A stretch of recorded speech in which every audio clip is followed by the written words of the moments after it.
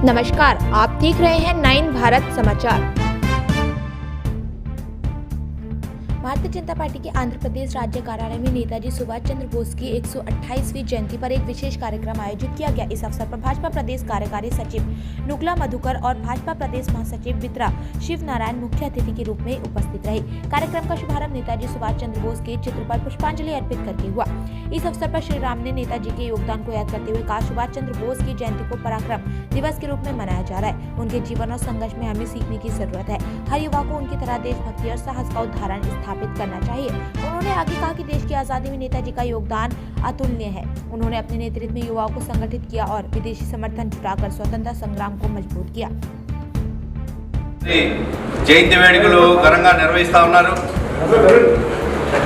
దేశ విదేశాల్లోని పరిచయం అక్కర్లేని పేరు ఏదైనా ఉంది అంటే అది నేతాజీ సుభాష్ చంద్రబోస్ అండర్ ఎటువంటి అతిశయోక్తి లేదు। ఆజాద్ హిందూ ఫౌజ్ని నిర్మించి భారతదేశానికి స్వాతంత్రం తేవడం కోసం అనేక దేశ విదేశాల్లో తిరిగి అనేక మందిని ఏకం చేసి దేశ స్వాతంత్రం తీసుకురావడంలో కీలక పాత్ర పోషించినటువంటి సుభాష్ చంద్రబోస్ జై హింద్ అనే నినాదంతో ఆయన దేశ విదేశాల్లో కూడా ప్రాముఖ్యత చెందినటువంటి గొప్ప స్వాతంత్ర సమరయోధుడు, ధీరుడు।